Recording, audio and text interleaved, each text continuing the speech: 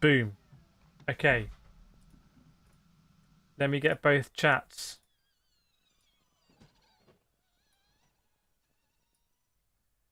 Yes. Absolutely.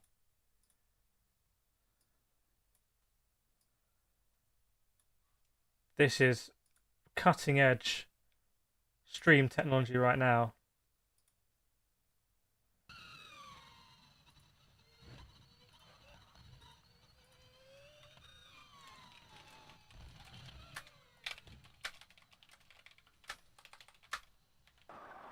Where's Buemi? Well, he's not in this group. He's not in this group.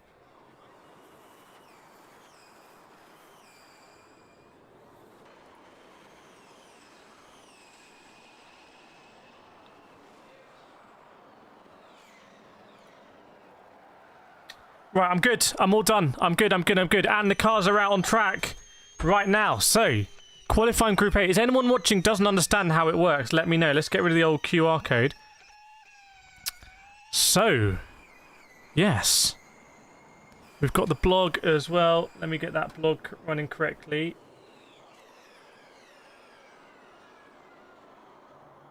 Nice. Is that big enough for everyone? Do we need it bigger? Do we need it bigger, or is it just okay? Fastest sectors there from earlier.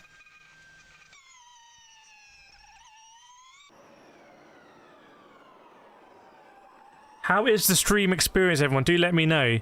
So we're in the groups right now. This is how it works in Formula E. They split the 22 drivers into 2 groups. Speaking of drivers, who do I think is gonna... Oh, red flag! There's a red flag already! What's happened here? I'm watching live. Red flag. Oh, something's gone onto the track. It looks like a bouncy castle's gone onto the track. I'm not even joking. What is this? There's mad debris. And I'm not talking of the Nicholas variety on the track. It's all kicked off at Sao Paulo. It's red flag conditions. It's red flag conditions. It looks like a bouncy castle's gone onto the track. I've never seen the like of this. Cassidy's coming up on it. What is it? What's that? What's that, brother? Chat, has anyone seen? Anyone know what this is? Anyone know what's on track right now? You just never know what to expect in Formula E.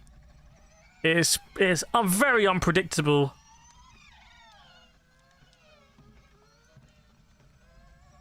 Wow. Okay, red flag. So the clock stops. This is going to throw everything a little bit out of sync, isn't it? Chat, what do we make of that? Has anyone seen a bouncy castle on track ever before? I'm looking at a replay. Oh, it's not a bouncy castle. It's a balloon.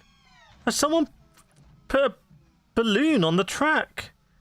It looks like a Chinese lantern, but it's massive. It's the size of a Formula E car.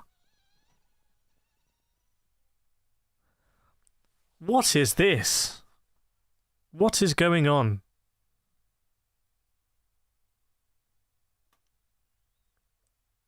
Right, now the marshals are running. Now the marshals are trying to get it. Everyone's gone back into the pits. Okay, well, what I was saying is, who is going to be the driver I fancy here? We've got both Jaguars this side of the draw. I'm going to go for Mitch Evans. I don't know, before the break, I was really feeling Nick Cassidy. Who's leading the championship, but now I'm gonna go big Mitch Evans. I just thought, although he did have issues in FP2. In fact, he was last in FP2. Session will restart on a short call, so we've already had a red flag, everyone. It's already been a red flag condition. Hopefully we'll get a picture in the old live blog. There's some debris down on the back straight, so the session is immediate. Right, they've got it now. They've got the balloon.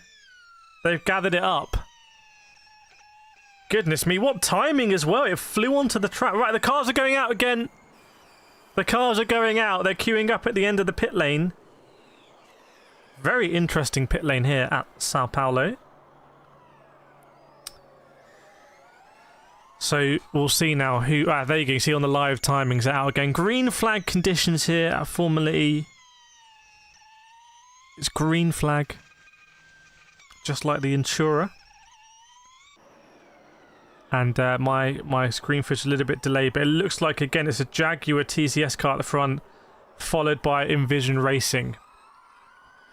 So, in fact, yes, you can see it is Nick Cassidy in the Jaguar TCS, who's followed by Robin Friends, who again locked up, ran a little bit deep yesterday, which is unusual, but that happens.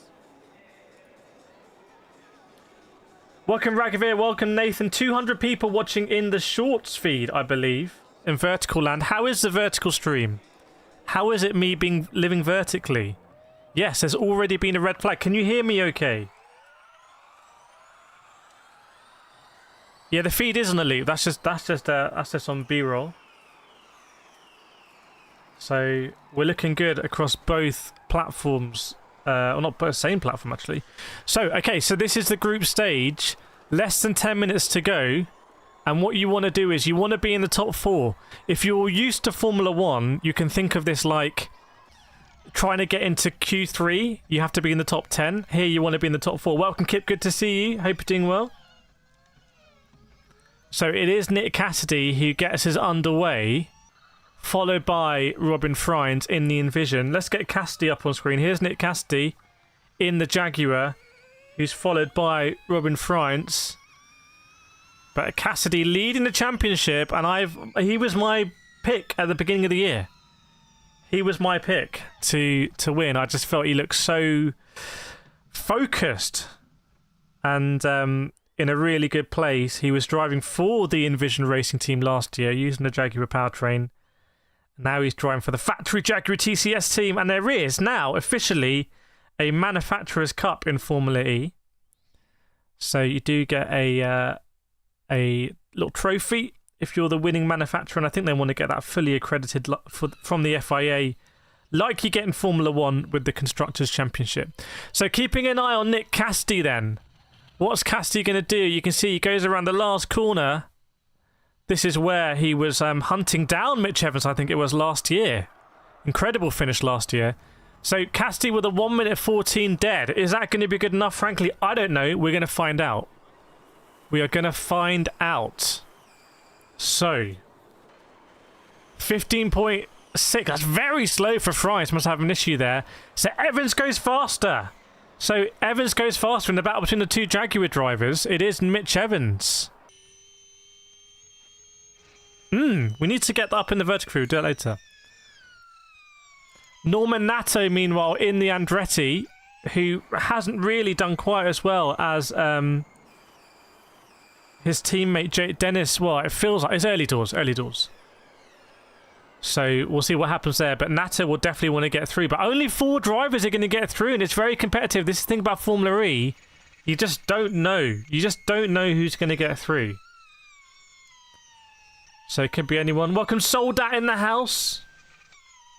I'm going to do a pit stop my headphones in between this. So there's only 7.5 minutes to go for this first qualified group. And then we're going to go into the World Cup style knockout shootout. If you're new to Formula E, the E stands for exciting. No, it doesn't. I think the E stands for electric, probably. But it could also stand for exciting. So Nick De Vries is, incredibly, in his Mahindra racing car in P3. And Muller in the App Cooper has managed to get up into P4. So it's very close. Cassidy a 13.8. Cassidy improved then, didn't he? Let's get Cassidy up.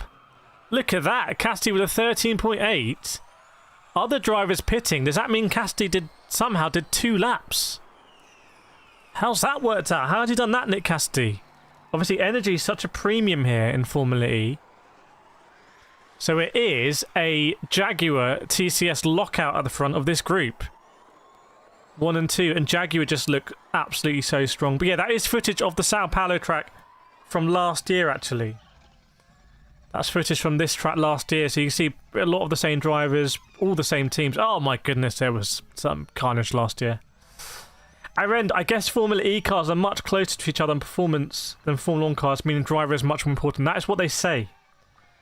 The boss of Formula E, he did a bet a few weeks ago where he's bet £250,000 that Max won't win the championship or something. No, he's bet I can't remember exactly.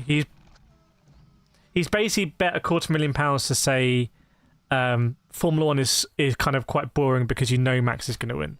So I think if anyone else wins, he's going to give them £250,000. Which is a bold thing to do. It's been received interestingly. Okay, Van Dorn. Whoa, hang on. The DS Penske's. The DS Penske's have arrived in formation. Stoffel Van Dorn and John-Eric Verne, who I spoke to. Well, I spoke to both of them last season. But it is Van Dorn who's come in second. That pushes down... Well, it pushes down France out of it. But basically, we've got a Jaguar TCS and DS Penske lockout at the moment in this group stage with 5 minutes to go. But yeah, that is what they say, Ren. I don't know if anyone in chat is new to Formula E or experienced watching Formula E. Let me know. Let us know where in the world you watch from as well. We're here for qualifying. I thought I'd dust off the cobwebs. We're going to be back later on for the race as well. So the race takes place the same day. Takes place the same day in Formula E.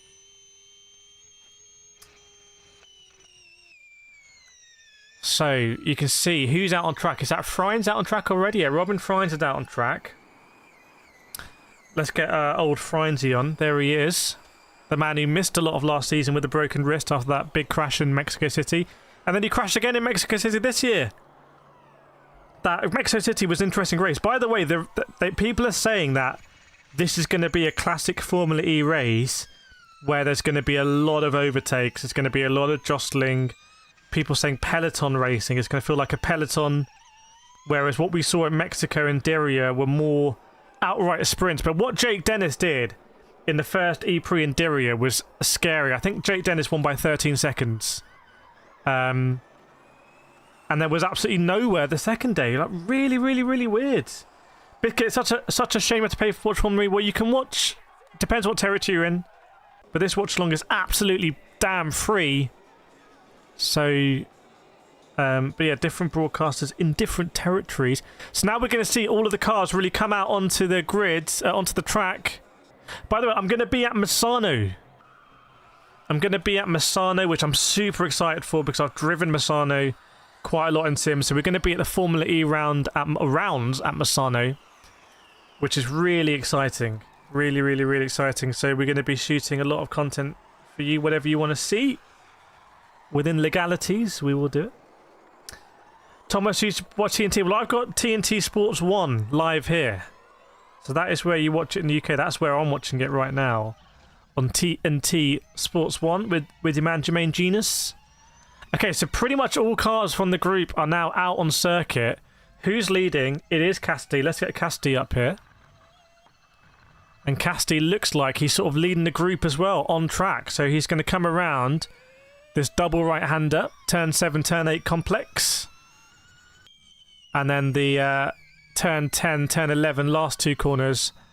And go down this straight here. The cars theoretically can get up to 200 miles an hour, which as I found out is faster than a Porsche 911 GT3 RS. This tops out at a meager 188 miles an hour. So, ecology, is there a factor of track evolution? At Diriyah, we saw like crazy track evolution with the dust, like in between just like the cars going in mid-session, the dust would come. It was absolutely crazy. And we saw the Nissans actually do quite well out of that, didn't we? Right. So, speaking of Nissans, it is Oliver Rowland, who, like I said, did really well in Diriyah. Is he going to do well here? We will see. Nico Müller goes top with a 13.867, so maybe there is a little bit of track evolution. That's in the App Cupra. The other App Cupra of Degrassi is also on track, one of the most experienced drivers. He's got a track map printed onto his helmet. It's your home circuit, man. It's your home circuit. Shows you always need a track map, don't you? Always need a track map. Biscuit Da Costa was strong last year, yeah, but Afdak at Porsche, it hasn't really happened, has it? Pascal Wehrlein winning the opening race in Mexico City, but Afdak was not really there. And both Porsche, Tag Heuer Porsche cars, I should say, we'll see in the next group. So 1 minute to go. Let's keep an eye. Who's going to get into the top 4? Let me know in the chat, everyone, who you think is going to get in the top 4. You know, it would be a surprise if we don't see both Jaguar TCS cars, but who will follow them? Who will follow them? Because it's only half a second pretty much between the whole field right now. That's not what we're seeing in Formula 1 these days, but in Formula E, the gap is half a second. Confirmed. Down to Sergio Sette Camara in the sort of underdog ERT Formula E team. Get in there. Miracles do happen, mate. And you can see we are green flag, so Cassidy is going to finish his lap. So keep an eye on Cassidy, but has there been some track evolution? Biscuit says Cassidy is scary! Don't worry, he's not real, he can't hurt you. There he is, he's back! So Cassidy goes around turn 7. By the way, there was some racing here. Nick DeVries has just overtaken someone on track as everyone is jostling for position, the former Formula E world champion. Okay, so checker flag time. Everyone's going to finish their laps. We're going to see who's going to be in the top 4. Who's going to be in the top 4? Here comes Cassidy. Will he improve? Will he stay? He's going to be followed by Robin Frines. Let's see. It's not an improvement for Cassidy, I don't think. So maybe the track evolution. Frines goes into the top 4. Will it be good enough for Frines? Who's next? Who's in the 51? It's Nick Muller, who is top at the moment. So, and in fact, he's boxed, I think. I think he might have boxed. Real surprise there. Here comes the number 9 of Mitch Evans, who surely will go. Yes, he goes fastest. Evans goes fastest. Degrassi's up there. 2 App Coopers, 2 Jaguar TCS, 2 App Coopers right now in the top 4. Can anyone get there? What about Stoffel Van Dorn? He's a former world champion in the DS Penske, the Stellantis powertrain. He can't do it, but Roland goes up in the Nissan. So Roland does do it. No, we get Van Dorn does go fastest. Van Dorn does go fastest. Goodness me, it's chopping and changing. Cassidy's out. Cassidy's not in the top 4. You cannot write this stuff. I'm telling you, it's both of the DS Penske's, with it all said and done, who top the first group. In fact, it's Jean-Eric Verne, the 2-time world champion, and then Stoffel Van Dorn, DS Penske. You can't predict this in Formula E. Ecology said Frines purple sector 3. You just can't predict this stuff. Goodness me. Cassidy, you say... Well, my goodness. Frines ended up P9, so the whole thing was separated by half a tenth. I think there's been some change in the backroom staff at DS Penske. There's Oliver Turvey, who I spent a lot of time with last season. Sort of a reserve driver, but now sort of moving up into a strategic position. Welcome, C.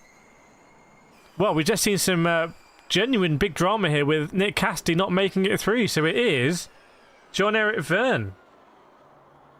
Yeah, Biscuit makes a good point. I don't think qualifying a big issue. Well, we saw in Mexico, qualifying actually was super important in Mexico. And similar in Saudi, because there wasn't a huge amount of overtaking, which is very unusual. But here at Sao Paulo, everyone is expecting a lot of overtaking, peloton racing. But still, you have the opportunity. If you qualify at the top, like Jean-Eric Verne has put himself in a good position by going into the knockout stages now for qualifying, you might save a little bit more energy by starting at the front rather than coming through from the back. Soldat says Stoffel. Yeah, we got. Do we have any Stoffel Van Dorn fans? The Stoff, here he is. Mitch Evans does get through. I told you this morning I was just fancying Mitch Evans a little bit more than Nick Cassidy. And somehow that's come to bear, perhaps. So not sure what's happened with Cassidy. By the way, can you all see the blog? Can you all see the blog, everyone? Can you see it? Let me know if you can. Yeah, so what we're going to do now, we're going to get... Thank you very much, Stoffel Van Dorn. This is now the second group. Who have we got in here? Well, we got Pascal Wehrlein. Oh my goodness. Pascal Wehrlein is just focused. By the way, we're going to be premiering today a Formula E podcast. That's going to go live after the... we're going to premiere into it after the race. So if you want to get more into Formula E, or you're just interested in what is this? What is this Formula E? Then there's going to be lots of stuff coming. So Jake Dennis is here as well. Where's JD? Where are you, JD, my friend? Here he is. Jake Dennis. The reigning. Undisputed. Champion. Jake Dennis is here as well in this group. Then we've got Gunter. There's Gunter in the Maserati. Then we've got Buemi. Oh my goodness. Wily driver. Experienced driver, Sebastian Buemi. We've got Jake Hughes, who was a rookie last season. And Sam Bird. We talk about Jake Hughes in the podcast coming out later today because my podcast co-host has raced with Jake Hughes in the kart, growing up in the karting formers. Am I in focus? Whoa! Goodness me. Kadane says Nico. Let's get Nico up on screen. There he is for the app keeper. By the way, please do share the stream. Share the stream and do hashtag Formula E for anyone who is interested in Formula E. But I've seen a lot of comments talking about paywalls and whatnot. But if you just want to hang out here, we're doing watch-alongs all season. I'm going to be at the circuit in Misano. We're going to do this watch-along live. I'm going to do it live at Misano. So very, very, very cool. So please do share this stream on the Formula E Reddits and forums and motorsport things, and just let people know, hey, there's a free watch-along here, because Formula E have supported this with access to the footage and everything, and we're going to be live. So I do want to, I just want to kind of go on this journey. Group B, Pascal Verline is a driver that leads the standing. Let's get Verline up there. Vlacker in the house. Vlacker's back. Vlacker is back. Goodness me, that is a tongue twister.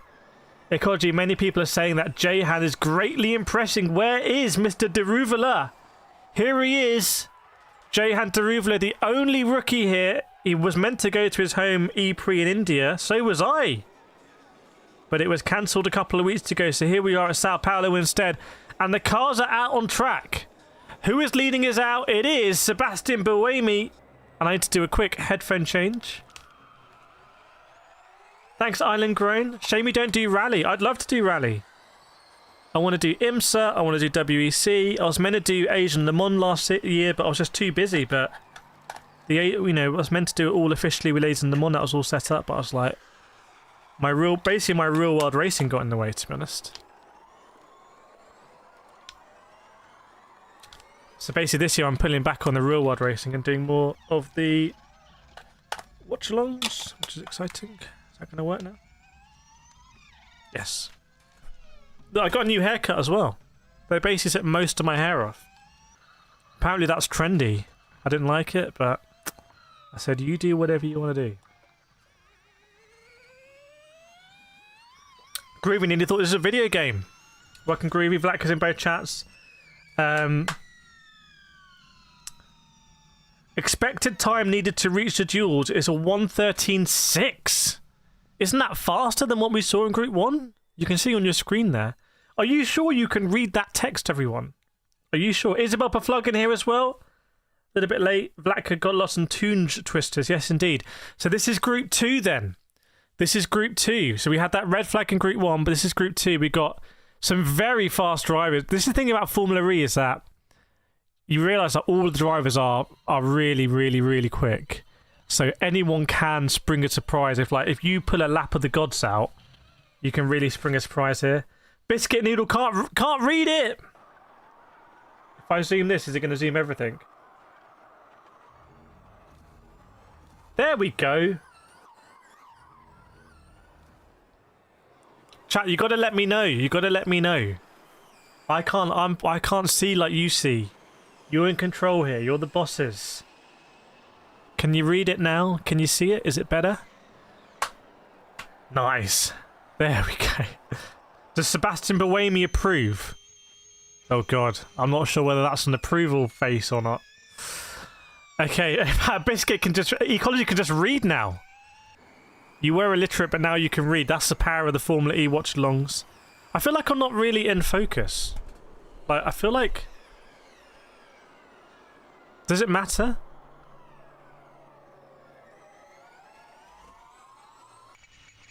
Is it dirty?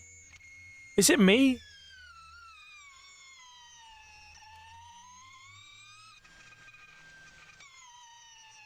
Doesn't matter. Okay, so who's going to set their lap time? Well, here we go. We've already got some Da Costa.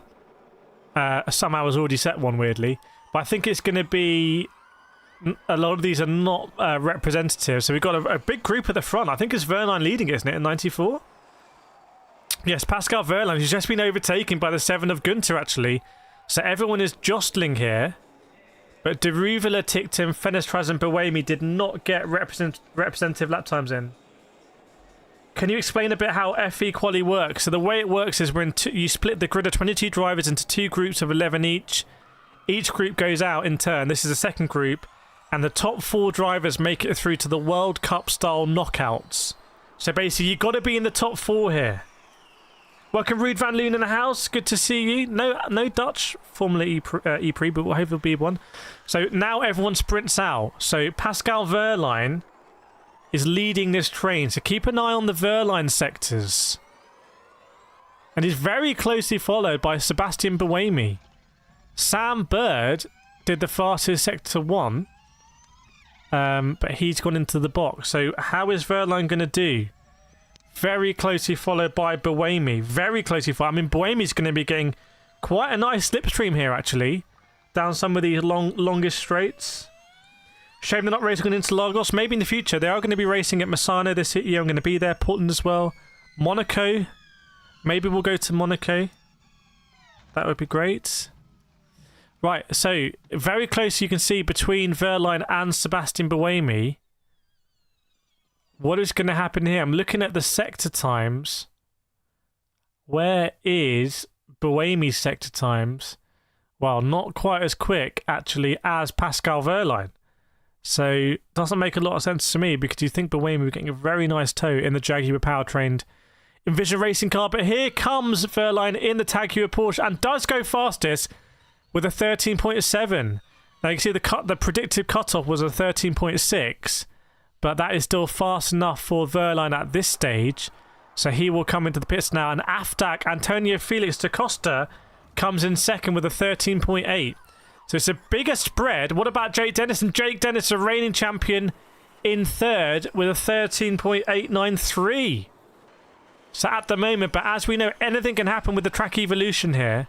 And you just got to be in it to win it. Now here come the McLarens. Interesting strategy from the McLarens. Coming out now. So are they going to get a quick lap in now and then come up right at the end? Or is this basically going to be their lap? Why are they coming out in the middle here? Sort of 2 groups. They've also brought out with their Max Gunter and the 48 of Aidan Mutara. Ecology says Verline no purple. Yes, indeed. So you can expect the 2 Jaguar Porsche cars and Jake Dennis to box now. And then they will come out for a lap at the end of the session. But I'm a bit interested in what the Neom McLaren Formula E team strategy is here.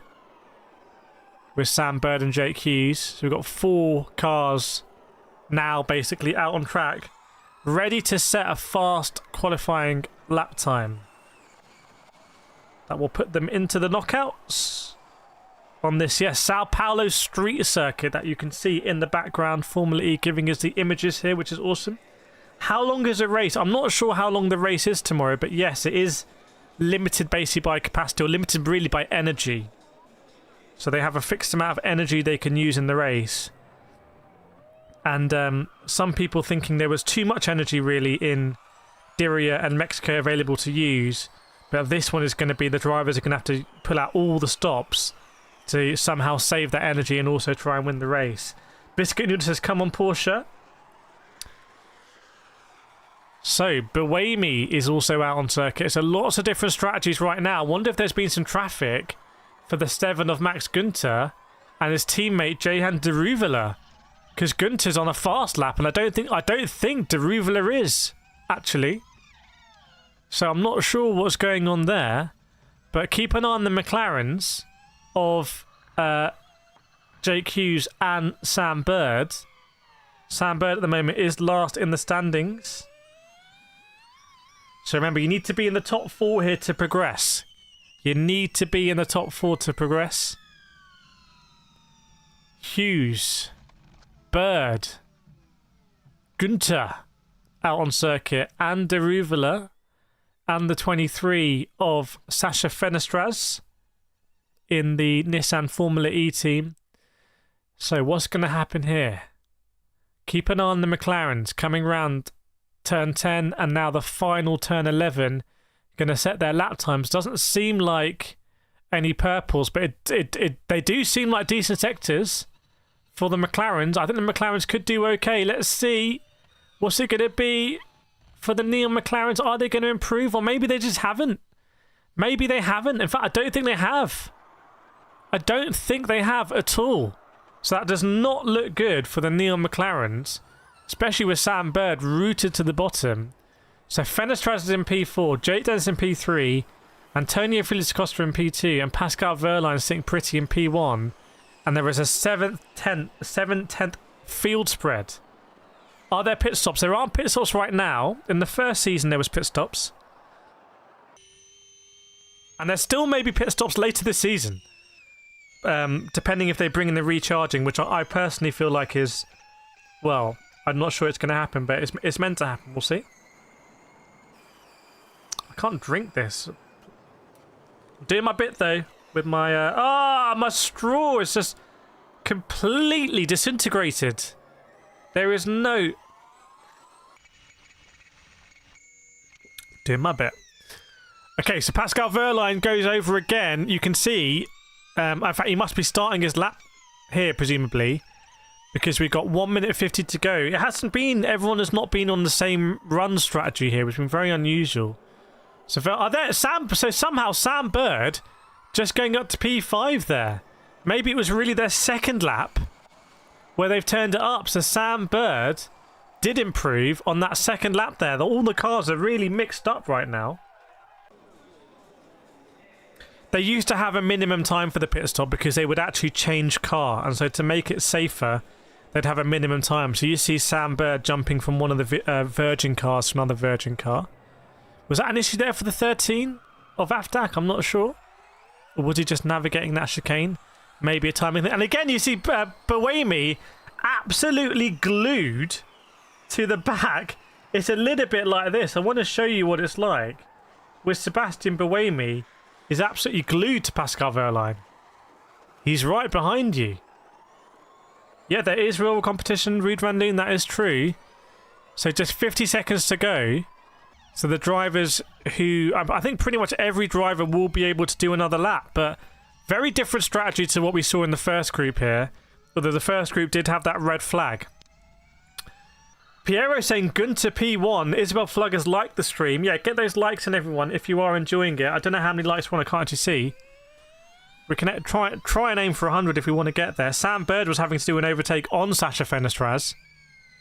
Günther P1. Yes, you called it. Günther is P1 right now, as the checkered flag will fall imminently. So everyone is on their final opportunity to do a fast lap. Is Fenestraz going to get over the line? 5, 4, 3, 2, 1. I'm not sure Fenestraz got over the line there, which could be an absolute disaster for Fenestraz, but we'll have to see. That's what happens if you're at the back of the train. So the lap times could tumble now. This is it. Everyone's going to go over the line and finish their lap time. And when it's all said and done, it's going to be the top 4 only who go through into the duels, the World Cup qualifying. So let's see. Pascal Wehrlein has gone blue, which I think there's a good sectors for him. So let's see. Is Wehrlein going to inherit the top spot of this group? Let's see. Pascal Wehrlein goes over the line. What's it going to be for Pascal? Is it going to be fastest? I'm not sure. I don't think it quite was in the end, which is surprising. But Buemi goes over. He's not in the top 4. What about Afdak? Afdak stays in. I'm not sure a lot of drivers here are improving. If I'm reading the stats correctly, Matara is a surprise package right now. But is anyone going to push down Da Costa and Mortara? What about Jake Dennis? What about the Neon McLarens? Here comes Jake Dennis. It would be a big surprise if he doesn't get through, but I don't think he is. No, Dennis is not through. So Dennis doesn't get through. And Sam Bird does. So Sam Bird, in the end, pushes out Da Costa. So the Neil McLaren comes good in the end. But the big surprise is that Jake Dennis and Sebastian Buemi do not get through. And we have Mortara in the Mahindra and Sam Bird in the Neil McLaren. And also just Gunter in the Maserati. Wow, the Stellantis powertrain for the Maserati team and the DS Penske team is doing great out in Sao Paulo. Yeah, it was a bit like Le Mans, wasn't it? I really liked seeing the drivers get out the car and, like, it was really interesting to see. But yeah, someone called it in chat. Piero34 just called it. Gunter P1, let's get you up. Here we go. Max Gunter in the MSG, or the Maserati MSG racing team, operating out of Monaco, I believe. So they will have a home Grand Prix, a home E-Prix, I should say, have managed to get to the top step here. Does that put a little bit of pressure on Johan de Ruvela? He's half a second off his teammate. Let me know in the chat. Yeah, the times are close. The times are close. And there are different powertrains in operation here. It might be it's a spec chassis, basically. Oh, one of the McLarens has got some debris on their front wing. It looks like maybe a part of the DHL, or I'm not sure who the sponsor is here. I think it is DHL. It looks like maybe some DHL sort of tape has gone off onto the front right of the wing of the McLaren there. Yeah, it is close. It is close. So, does everyone watching know what's going to happen now in qualifying, or do we need to explain it? Let me know if we need to explain it. Third time in 4 races that Jake Dennis misses out on the duels. Oh my goodness. We can't really say, oh, it's a Porsche powertrain thing, because Pascal Wehrlein in the factory Tag Heuer Porsche Formula E team has not cracked under pressure, and he's managed to get through in P2. Suzy K is looking forward to watch stream. Well, I've got some good news because you are actually already watching it. Please explain. Yeah, okay, so this is how it works. So we've just had, so you've got 22 drivers in Formula E. Okay, so you've got 11 teams, 22 drivers. One more team than Formula 1. So rather than put all 22 drivers out on track in qualifying, which would just be, it would be fun to watch, but it would be chaotic, they split those 22 drivers into 2 halves. You have a Group A and a Group B, or Group 1 or Group 2, not sure what they call it. So you send out both groups, one after another. So first send out the first 11 drivers in Group 1, they do their thing, and then you do the 11 drivers in Group 2. So in each group, what you get is, you get the top 4 drivers basically progress out of each group. So you're left with 8 drivers who've got through from the group stage. And these 8 drivers, you pair up against each other. So you have 4 quarterfinals now. So you can see the first quarterfinal here is, oh my goodness me, between Mitch Evans and, where is he? The Stoffel Van Dorn, a Formula E world champion. Mitch Evans has never won the world championship. So, whoa. And we're going to go through here. Oh, that's a bit crazy. We're going to go through here and we're going to see who is going to win in their head-to-heads. So we'll see who's won the quarterfinals. You go through to semi-finals, and then whoever wins the semi-finals, that's your final, and then your final determines who starts first and second. So it's a head-to-head qualifying, and I actually think it's weird to get used to. It's definitely weird to get used to, and I think it really depends on, like, can they do this with, like, no brakes? Because you can see once it gets going, they do it with no brakes, but there's a little bit of a break now. But I think fundamentally it's exciting. And I think in lots of different formula, you want to see drivers go head to head. Is there an advantage for the car following? Possibly. Does the data bear that out? I don't know. I would like to check it and do a video on it.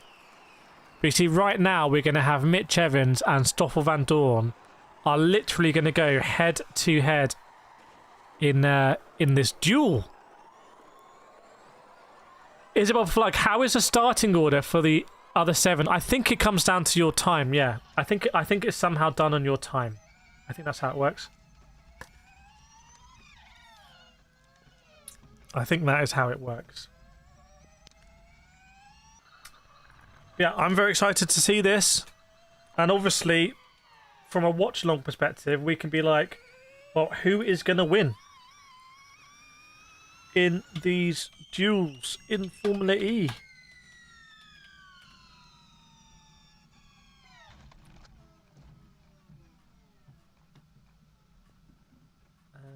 Bear with me a second as we're just waiting for these drivers to come out on track. So hopefully I've explained it. Maybe I should do a video on it. On the Motorsport channel. Do you know that we have a Motorsport channel now, by the way? Who has not seen any of the content I've compared Formula E with Formula 1. I said, can Formula E be faster than Formula 1? Right now we've got Jermaine Genius on TNT giving us the insight. And we're into the duels. We're into the duels. So I'm not sure exactly. This is a bit where if they can somehow get the weight down, it's just sort of non-stop action. SHC, we got a Mahindra and an App Cooper in the duels. This is a big surprise. Yeah, I agree. I agree. Motara. Also the Maserati, the MSG Maserati, a surprise as well. Isabel Plug understands it now. Is an expert. Billy Monger's here. Out on circuit. We will be there in Misano and some other races as well this season. Where would be fun to go? What about China? What about Portland? Yeah, Max Günther in the Maserati MSG and Edo Motara in the Mahindra. Two very big surprises in Group B. And yeah, I mean, Jake Dennis not getting through, Aftak not getting through, Buemi not getting through. The tough times continue for Dan Tickton, by the way, who was at the bottom of the Group B standings. SAC says, shocker, definitely Nick Casti. Nick Casti not getting through, Dennis not getting through. It's just going to mean they're in more danger at the beginning of getting caught up in something. Might have to use a little bit more energy to overtake. What does Billy Munger sing there? The past will make a comeback too. Don't know what that means, but anyway. But yeah, so what we've got right now, we've got Mitch Evans versus Stoffel Van Dorn. So chat, I want to hear from you. Who do you think is going to win this duel? Mitch Evans or the Stoff? Who, interestingly, were both in the same group. They're both in the same group. Yet neither of the Envisions through. Not Cassidy. Frines and Buemi not making it through. But what do we think here? Mitch Evans or Stoffel Van Dorn? I think it has to be Mitch Evans. Even though Van Dorn topped his group, didn't he? Was it Vernal Van Dorn topped their group? Looks like Jermaine Genius is looking at the camera helicopter here on live on TNT Sports in Sao Paulo. And now there's an interview with Aftak, who did not get through either. Just seems to be... I just wonder with someone like Aftak, are they too focused maybe on their WEC drive? See Jake Dennis walking in the background. Very tall driver, Jake Dennis. A lot of these drivers are racing also in the World Endurance Championship this season. In fact, there's a big clash at Berlin. There's going to be a vote later today where teams are going to vote on some stipulation on the rules, which would basically changing the rules to allow drivers to fly overnight and compete in one of the rounds, which is very controversial because some teams say they chose their drivers on the basis of that not being possible. SHU saying it's Vern who tops Group A. Yeah, I don't know if you saw my interview with John at Vern last year where we talked about the DS Penske and his hopes, and he was actually a little bit optimistic. And it seems to be coming true. Can he be a 3-time world champion? Vladka says it's been a busy week, but I think I'm keeping the pace. It's been a busy week of content. So much content coming out. And we've got a Formula E show that I think is being edited as I speak. That is going to come out after the race. We're going to premiere into it. But yeah, I spoke last week about starting up the Motorsport channel and the Gameplay channel. They're both up. I don't think anyone knows about the Gameplay channel.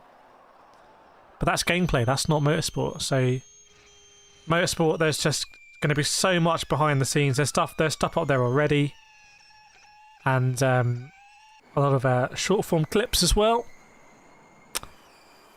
And we'll be taking, a lot of the shows live. We'll do a live motorsport show out in Misano. Hopefully go to a few other series as well this year. So your support is always very much appreciated, everyone. As we're back here for Formula E. No Formula 1 this weekend. I think Formula 1 is back next weekend in Australia. Do Formula E drivers earn well? Isn't WC and if I don't think it's about earning. I think all Formula E drivers are pretty much paid. I don't think you have paid drivers in Formula E. I think it's about just the schedule. They just want to do both. So, but yeah, you wouldn't have that. You don't have that in Formula 1. So it is interesting. And there are some drivers who are just doing a Formula E program, but there is definitely a lot of overlap. How long have I watched Formula E? I've been watching Formula E since the very first race in China. And I went to the London rounds in the first season as well. So almost 10 years ago now. In fact, it might pretty much be 10 years ago. So I've been watching this for a long time. Gen 1, Gen 2, now Gen 3. Second season of the Gen 3 cars, which are a lot smaller. Obviously, I mean, everyone has a soft spot for the Gen 2s. The Gen 2s just looked amazing. But the Gen 3s, I think, are a better platform where Formula E wants to get to. Really small cars, which means you can go 2, 3, 4 wide. It's amazing up close. We've seen them very, very compact. And given that, battery technology has improved so much over the last decade, it's quite impressive how they can package it all into such a small car. SHC in the vertical stream says, same as you. So I think this is the gap. I think ideally you would sort of be able to narrow this gap down. And like we crack on. But there was a red flag earlier. I don't know if they're having to fix anything on the track. Yeah, Nick Heidfeld and Prost Jr. last corner. Well, not last corner, was it? Last lap. And yeah, very dramatic moment. Heidfeld rolling over. Have a look here at the race from last year. You've seen some of the footage, and I think Mitch Evans was really, really, really on it, battling with Cassidy. So Mitch Evans knows his way around this circuit, that is for sure. Yeah, I can't wait to see these cars in person again. I've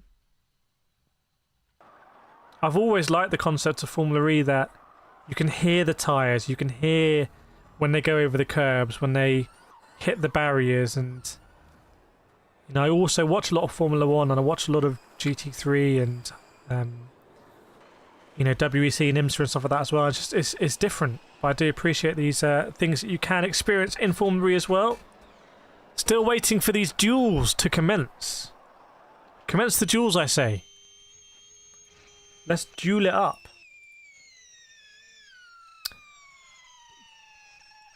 Aaron, probably a lot cheaper than F1s, all the chassis are the same. Yes, exactly. In fact, the teams even share third cars.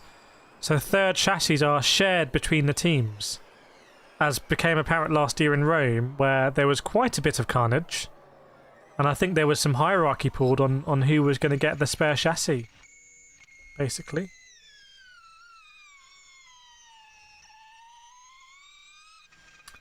SHT says Mitch has been quite unlucky at the worst time of the championship. Yes, right, I can see Stoffel Van Dorn is in the car. Is he pulling out? Is he pulling out of the pits? Imminently, we're going to get the duels underway. Yeah, it also means that you don't need to be messing around with aero and everything, and it's designed to keep the cost low. There are only so many mechanics who can actually work on the car, and they have a yellow armband. If you're watching the mechanics who have a yellow armband, they're allowed to basically touch the car. And I think that might be as low as about six mechanics, so it really keeps those costs low. Makes it easier for manufacturers and teams to buy in and be competitive earlier, is the idea. But yes, we are almost underway again. We are almost there. You can see a glimpse there what it's going to be like tomorrow. Losing some of those front wings. If you remember the Gen 1 era, front wings were sort of quasi-disposable at times. Green flag then, we're underway. And yeah, there is a link I think here, if you want to do your predictions, if you scroll up the live chat on the main feed, there is a link so you can do, I'll post it in again. If you want to predict who's going to win each one, there's like a live predictor in the app. And you can join our private league. Like, we have a private league for our community. But yes, so who's going to be leading us out? It is going to be Mitch Evans leading us out in the Jaguar TCS, followed by Stoffel Van Dorn. So there is a little bit of a too much damage on Muller's out Cupra. What's that about? Oh, the Swiss driver's out of the duels. But I thought Vern was all. Oh, Vern is through. Okay, so the Muller can't do his quarterfinal. Wow, bad news for Muller then. Oh, that sucks for Muller. But fantastic news for Jean-Eric Verne. Okay, so we're going to see... Chat, I haven't had one prediction. Let's have at least someone predict. Who do you think is going to win between Mitch Evans and Stoffel Van Dorn? Who, just put Evans or Van Dorn. Who's going to win this? We can play along. Got Mitch Evans or you've got Stoffel Van Dorn. It's a very pivotal moment, really, because if Stoffel Van Dorn beats Mitch Evans, are we seeing a kind of a shift in the power here in Formula E? Away from the Jaguar powertrain and towards the Stellantis powertrain, we will see. Biscuit Noodle saying Evans. Keep your votes coming in, everyone. SHT is saying Van Dorn edged out, so you're going Evans as well. So we've got 2 votes for Evans. So you can see the sector times. You can see the sector times as they happen. So this is the first quarter-final.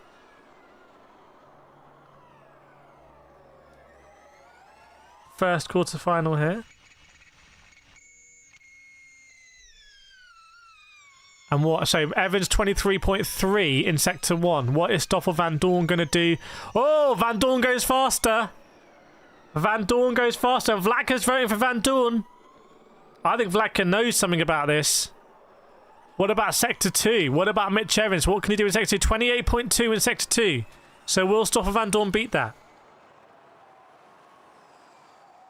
Will he beat a 28.2? What does the Stoff have in reserve? Let's see. Stoffel Van Dorn. Oh, we get a 28.1. So it's all for Van Dorn to lose here. This is huge, really. Van Dorn and the DS Penske. Oh, Mitch Evans. Is the DS Penske just going to be faster? What's it going to be? 13.1 for Evans. What about Stoffel Van Dorn? Oh, it was close in the end, but Van Dorn does get through. Van Dorn does progress in the duel. So SHG is saying actually did vote for Van Dorn. So we had 2 votes for Van Dorn, 1 for Mitch Evans there. Okay, so the Van Dorn votes were correct. Now this one is not going to happen because unfortunately... Muller's car is too damaged. He must have hit the wall on his flying lap or after his flying lap. So we're not going to see Muller here. He was the man who I think he did. Didn't he top the group maybe? John O'Grady is in. John O'Grady. Welcome, John O'Grady. Biscuit DS top 4 already. Yes, both DS Penske's are through. Because Jean-Eric Verne... Oh, hang on a second. Is Jean-Eric Verne just going to go around and do a lap on his own? What's this about? Okay, well, I guess we've got to... Right, let me know in the chat. Who's going to win this duel? Are you going to vote for Jean-Eric Verne, who's out on track? Or are you going to vote for Muller, who is not taking part? Put your votes in the chat. Put your votes in the chat.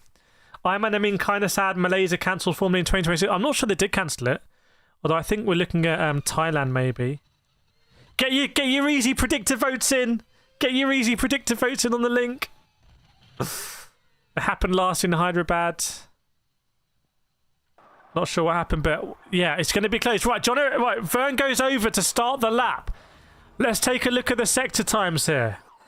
Let's see, this could be a close one. So, Jean-Eric Verne is going to be the car leading us out. What is the sector 1 time going to be for Jean-Eric Verne?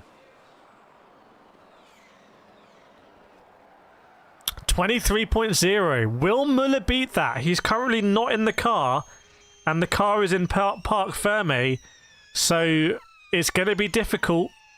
but they say anything is possible in motorsport. Anything can happen. So looks like Muller's got a lot to do because Muller hasn't even set a Sector 1 lap time. Does that mean Muller's technically faster? Are we going to see a DS Penske lockout on the front row of the grid for the E-Prix? Let's see.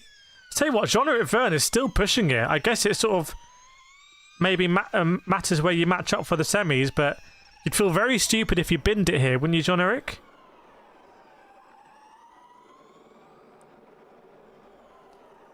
Here goes Vergne. Here he is, turns in. Oh, he's close to the barrier. And he wins! Jean-Eric Vergne wins! And by the way, he was faster than Stoffel Vandoorne, wasn't he? Was he faster than Vandoorne? So Jean-Eric Vergne taking no prisoners, even though no prisoners were needed or available. Okay, well that ends that one. No one voted for Vergne in the chat. It was an easy one to win, everyone. Right, Mortara and Wehrlein, I think, surely this is going to be Pascal Wehrlein. Surely it's going to be Wehrlein here. Penske look confident. There's a guy there, looks a bit like Tom Cruise with the sunglasses. He's nodding his head and like, yes. Name the worst Formula drivers you can remember. I can't. I don't know. It's a tough one. Okay, so we're going to see Mortara and Wehrlein. By the way, what if Jean-Eric Vergne got a penalty for like exceeding track limits or something? Would he technically be DQ'd from that? What's the order of DQage? Okay, so here comes Mortara. He's going to start us off, and then it's going to be Wehrlein. Pascal Wehrlein won more percentage of the vote than Jean-Eric Vergne did. Yeah, Jean-Eric Vergne went faster than his teammate there. That is a real I am the boss moment, isn't it? Mark Kinghua. I don't even really remember Mark Kinghua. So okay, we've got Mortara 23.3. That is one of the slowest, I think, first sectors we've seen in the shootouts for the Mahindra. So what is Pascal Wehrlein going to do in the Tag Heuer Porsche? Oh, he's already 0.3 quicker. I think it's going to be a fairly quick one here for Pascal Wehrlein. Very twisty section. That turn 4, turn 5, turn 6 is going to cause some real drama in the race later on. 100%. Anyway, let's see what Mortara can do going over the line, but it looks like it's going to be a bit of a whitewash, this one, for Pascal Wehrlein in the Tag Heuer Porsche. So Mortara does a 13.3, which is quite a bit slower than Jean-Eric Vergne was able to do in the DS Penske. But here comes Pascal Wehrlein. Is it going to be a 12-something? It could be, yeah, 12.8. So starting to see who the real strong drivers are. I mean, very surprising that the likes of Aftak couldn't get through then, or Jake Dennis, when Mortara has been quite roundly beaten here. But that's just the way it goes. That is the way.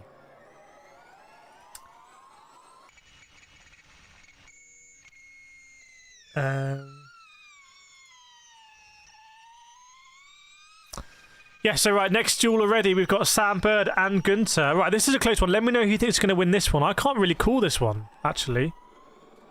I can't really call it. I'm going to go Sam Bird, but I feel like we could get a surprise here from Gunter, who's using the same powertrain as Vergne and Vandoorne. Jacques Villeneuve. Yeah, back in the day, you used to have Jacques Villeneuve, Nick Heidfeld, sort of names you wouldn't expect to have been in... I mean, Alex Albon has been in Formula E. So there's a rich history of drivers here. Vlatka says Bird. I can see the emojis are being absolutely smashed in on the landscape. So Vlatka's going Sam Bird. Gunter seems a long way behind. Let's keep an eye on Sector 1. Pierre Gasly for Edams. Yeah, or Edams back in the day. Daniel Abt. Right, 23.2 for Bird. So that's quicker than Mortara, but it's not as quick as we've seen, for example, Pascal Wehrlein do. So, what about Gunter here? Phantom Buster in the house. What about Gunter? 22.9. Oh my goodness, that's very quick for Gunter. Is that the quickest we've seen? I wonder, have the Stellantis boys and girls done a very good job with the powertrain? As a Peugeot driver myself, I experience the thrill of the Peugeot powertrain every day. And now maybe it's coming to Formula E. Sam Bird, not weird. I think Gunter's going to do it. I think Gunter and the Maserati MSG might be the surprise package here. So it's a 13.2 for Sam Bird, but I think Gunter is going to absolutely destroy this. So keep an eye on the final time. What's it going to be? What's that final time going to be? Is it going to be a 28.9 or something? Let's see. Gunter goes... sorry, a 12.8. It's a 12.8. So right up there. So now we're going to go into our semi-finals. What do we have? We have both of the DS Penske cars. We've got Mats Gunter in the Maserati MSG, and we have Pascal Wehrlein in the Tag Heuer Porsche. What we don't have any Jaguar powertrain cars in the semi-finals. And that is interesting. Loic Duval, yes indeed, for Dragon. Very good memory there. So now we're going to see the semi-finals. So Max Gunter looking pretty good. And Liam McLaren still with quite a bit of stuff to work out. Having a look at some onboards here of Max Gunter, who's absolutely dominating the curves. Oh, you've got the same helmet as me. I've got a similar helmet to Max Gunter. Biscuit saying it's going to be so tight between Pascal and Gunter. I think it might be tight. I think there's a... is it going to be the both DS Penske's in the semis? That'd be great. Yes, it is! It's going to be the DS Penske's against each other. Oh, okay. So, Stoff versus Jean-Eric Verne. Who is going to come out on top? What an interesting one. Scott Speed for Andretti in season 1 got a surprise podium. Yeah, Scott Speed was he did actually get up to speed, didn't he? Do you know how many drivers have raced in Formula E to date? I'm trying to think of some other drivers. Sarazan. Do you remember Sarazan? Who was never afraid of an overtake. Here on the street circuit of Sao Paulo, going through this sort of park. That's the thing about Formula E is that it's just set up in a park. You don't have the real noise issues. You just crack on. Right, TNT have gone to an advertising break here. What are they going to be advertising for us today? I think it might be Shark Week or something. Bruno Senna. I met Bruno Senna in the first year. I got a photo of Bruno Senna. B Senna. Charles Peake. Also drove for Manor, didn't he, in Formula 1? Yeah, so first of all, we're going to see this DS Penske intra-team battle. So we've got 3 more runs, basically. We've got both semi-finals, and then we've got the final. And then we will have determined our order for the race.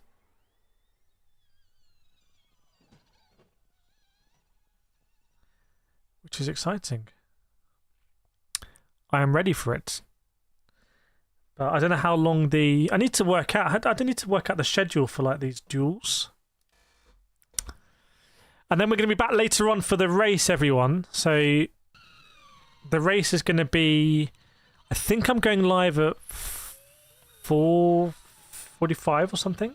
Don't know if anyone knows when I'm going live for that. But we're going to be live for the race, which should be a classic Formula E, as you can see on screen. There are both the DS Penske's there. Same driver, same team, same colourway pretty much as we've got this year. Late Justin Wilson for Andretti, yes. Nick DeVries. Well, Nick DeVries is still here. Any other? Who is the name in Formula E where everyone's going to be like, whoa, I never knew they were in Formula E? Does anyone have that? And by the way, how is the vertical stream? How's the vertical stream doing?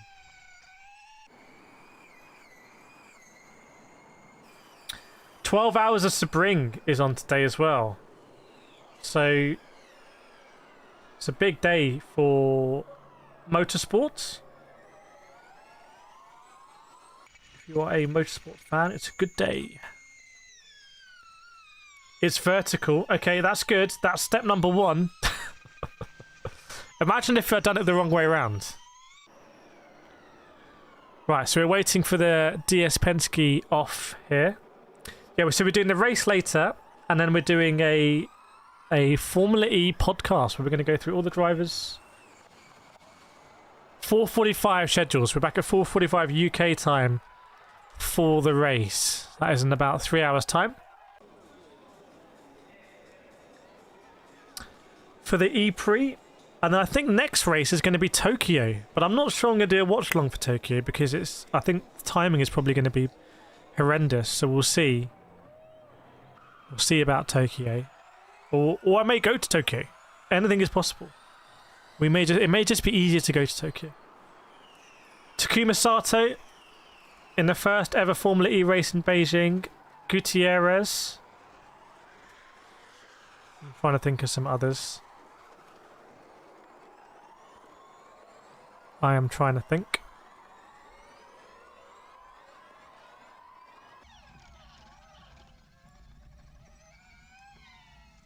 Okay, Van Dorn is in the car. He's 11th in the championship. So not really doing too great in the champ, but could this be a turning point? Fabio Lema. A name I remember. The Laymaster. So yeah, there have been lots of drivers over the years.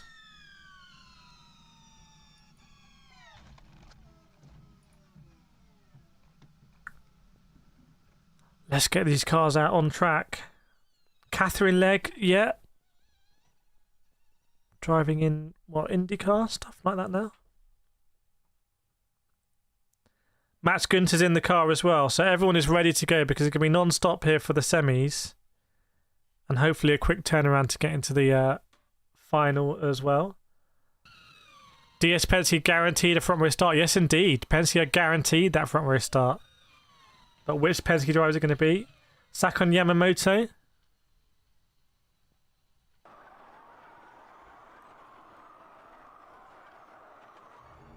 Like, if that's a real option and I were young, I'd go to Tokyo. Oh, young or you? I can't see. It's hidden by the emoji thing.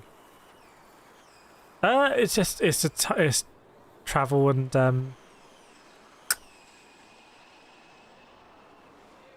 but yeah, we'll definitely be at London. Obviously, London's a no-brainer, as we were last year for London. Walk the grids and everything. But I want to see what's going to happen. I want to see these cars. Let's get on track. In fact, looks like there might be some movement. Looks like there might be some movement here from the 25 of Jean-Eric Verne. Felipe Massa in Season 5. Now, that's a great shout. That's a great shout. Like a you, but young works as well.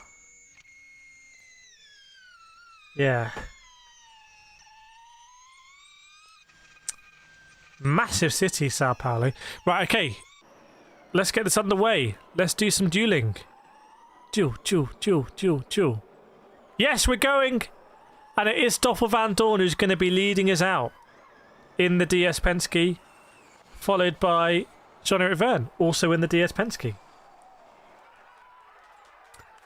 Aaron, so many F1 names. Let's stick Norris, Leclerc, Russell, Hamilton, Verstappen in Formula E cars and see what happens. Do you think Max Verstappen would dominate in Formula E or not? It's an interesting question.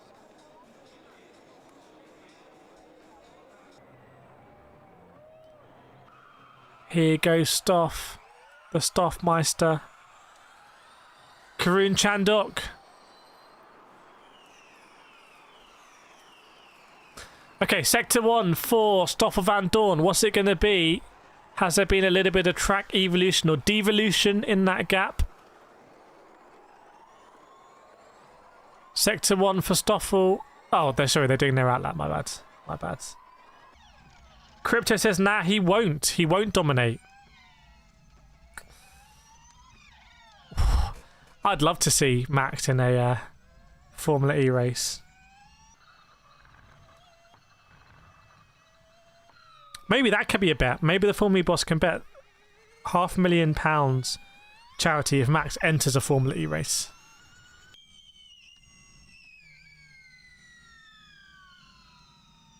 Some big construction going on around the track here. Not sure what it is. It's too late to be grandstands. Looks like they're building a conference centre or something. Okay, so Stoffel Van Dorn is on the way. Jarno Trulli's Formula E team. So there goes Stoffel. What is it going to be in this battle between the two Formula E drivers? Antonio Luizzi. Vlatka wants to say Van Dorn, but no reason. I just like the name better. That's a good enough reason, frankly. 23.1 for Van Dorn. What will Jean-Eric Verne do in response? Remember, Verne didn't need to crack on in his quarterfinal, but he did so. Oh, it's a lot slower from Verne. There must have been a mistake there. I think it's going to be Stoffel's to lose. I think it's going to be Stoffel's to lose. Yeah, maybe we'll make a video on F1 drivers that have been in Formula E or something. Oriol Sevilla, that is a fantastic shout. I can't... Oh, Van Dorn, 27 points. Yeah, it's done. This one's done. Van Dorn's going to be in the final.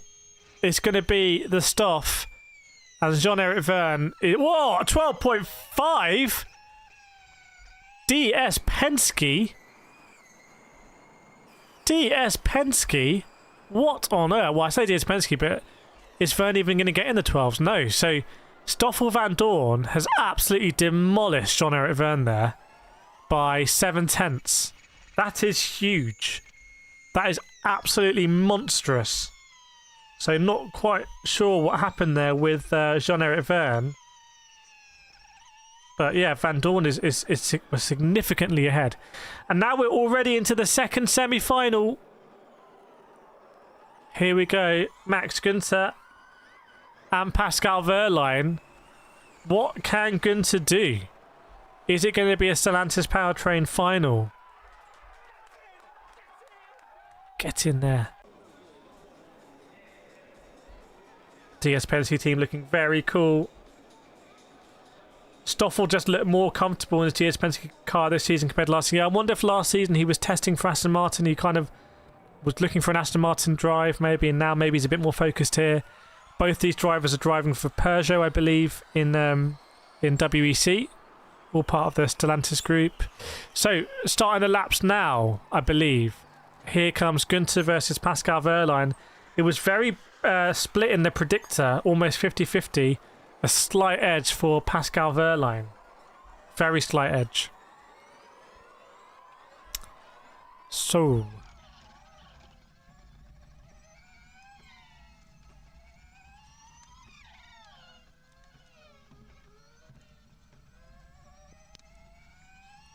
Vlatka's going Wehrlein. Vlatka's going Wehrlein here. Big Pascal. So 23.1 for Günther is good, but can Pascal beat it in this all-German semi-final, as you can see in the blog?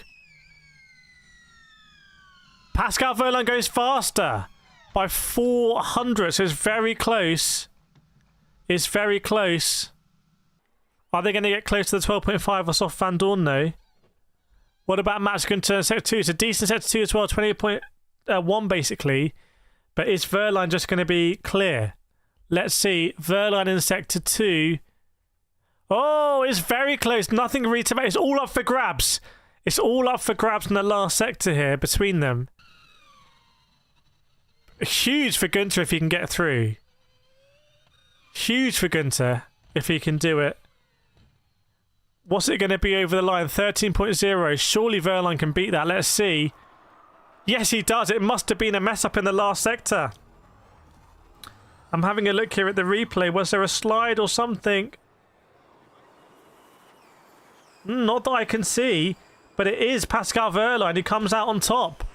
And in the end, quite significantly. So it must have all been in that last sector. Salvador Duran. Duran. So it is going to be a final between Pascal Wehrlein and Stoffel van Dorn. This is going to be to select the winner of qualifying, if that is a term. Come at me. Basically, who's going to be P1 for the race tomorrow? Who has the opportunity to control the pace? Do things at their level? It looks like the Maserati MSG team couldn't really work out what went wrong, and then one of the mechanics pointed at a mini sector, so there must have been a mistake in a mini sector there for Max Günther. And when you're racing Pascal Wehrlein, you can't make any mistakes. We know that.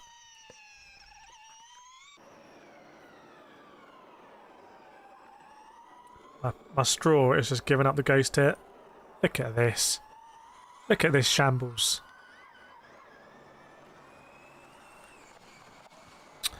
So, good job from Wehrlein. Now it's going to come down to the last. Mike Conway in Season 2. It's like a who's who. Jean-Eric Verne looks a little bit sort of head down as he goes and gets weighed by scrutineering. There's absolutely no fat on him. Stoffel van Dorn is in the car, ready to go for the Stoff. Obviously driver in Formula 1 with McLaren, partnered with Fernando Alonso. Oh, I'd love to see Alonso in Formula E. Yes, please. Give me a bit of that. I'm all over that. I'm all ears.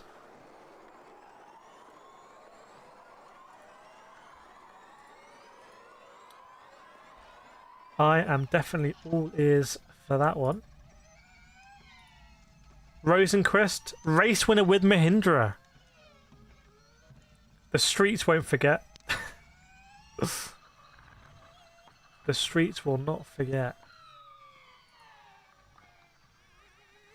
So Vladka is on a 2 for 2 here. Going for Pascal Wehrlein and going for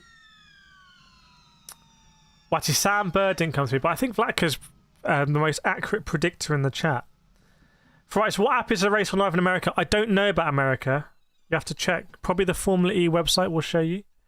It's replayed on the 19th. Yeah, I'm going to be doing probably some highlights of this race. Hopefully there are highlights too, highlights reel of. So we're going to be incorporating the real footage into what you see here, basically. So it should hopefully be pretty cool. Right, qualifying final. The qualifying takes... How long have we been streaming for? 1 hour, 1.5 hours. So the qualifying takes longer than the race. It's quite unusual, isn't it? I know we had the red flag.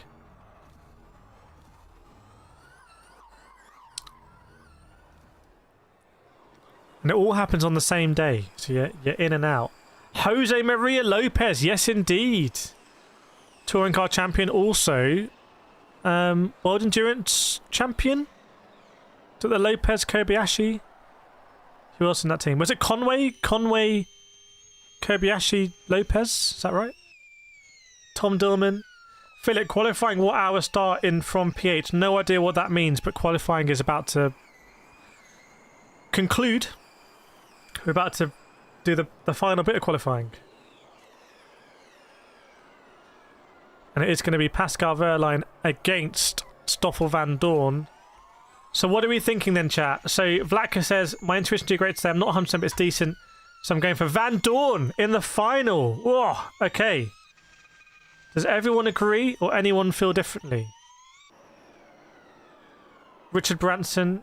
Alex Lynn. Is he the guy with glasses? Oh. Just bashed myself against my rig there.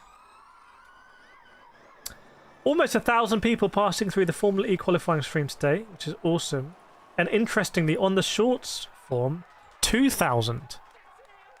So double the number of people passing through the old shorts feeds. Good they were able to get that up and running. It's quite a cool thing to do. But there's one thing we're waiting for now, and that is the final of qualifying here in... I say here, I'm not in Sao Paulo. At Sao Paulo. Very interesting pit lane shenanigans you have here. Oh, that was Alex Sims. Ah, my bad. Is Alex Lynn... Who's the American guy? Takua Porsche is sponsored by Loctite. Right, Pascal Wehrlein is on the move. Wehrlein's on the move. Presume that means Wehrlein is going to be leading us out here by virtue of...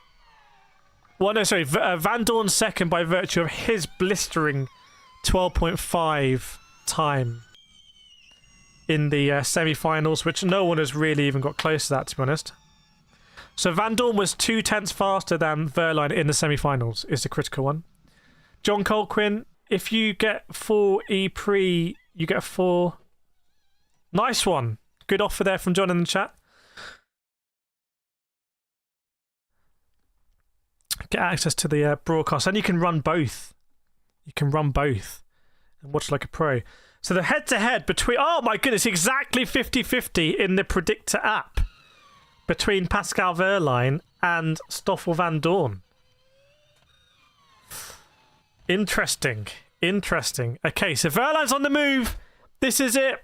This is going to be... Who's going to be on pole position for qualifying? We're about to find out.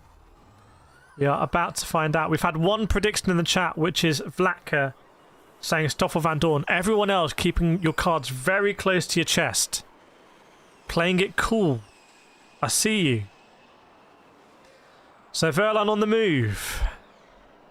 Go through this very fiddly turn 4, turn 5, turn 6 section.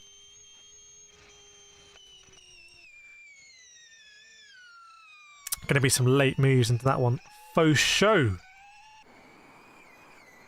What about me? I think it's going to come down to... I think I'm going to go Van Dorn. I think it's going to be the Stoff. Very talented driver. Peugeot obviously doing potentially really well in WEC this season. John-Eric Verne was on for a P2, I think, in Qatar before they had the very uncharacteristic reliability issue. As a Peugeot driver myself, I just... One in a million. But here, Pascal Wehrlein for the Takua Porsche Formula E team goes over the start line, or was a split start and finish. But we'll keep an eye on sector times. Stoffel knows what he needs to do to get pole position here. Yeah, no Jaguars involved. No Jaguars allowed in the final. It's Porsche versus Stellantis on the powertrain front. So here comes Pascal Wehrlein, 23-point dead. It's decent, but I think Van Dorn's gone quicker than that. Let's see. Welcome, Champies. Good to see you. What about Stoffel Van Dorn? What will Stoffel do? What will Stoffel do? Oh, it's not quite as quick for Van Dorn. It's not quite there. It's Pascal Wehrlein who has the advantage right now. 28-point dead. It's consistent from Wehrlein. It's consistent. What can Stoffel do? Can Stoffel claw it back a little bit? This is what you get in these head-to-head moments. In the head-to-head. What have we got? Oh, Stoffel Van Dorn is a little bit quicker there. So it's a 12.7 for Wehrlein, which is what he did previously. But can Van Dorn go near his personal best? Let's see. Let's see. What's it going to be? Who's it going to be? Who's going to start on pole? Big significance here. Oh, it's close. Oh, my goodness. It's 0.002 of a second. It does not get any closer than that. It's 0.002 and Pascal Wehrlein has it. Pascal Wehrlein has it by 0.002 of a second. Can you believe it? Two completely different powertrains.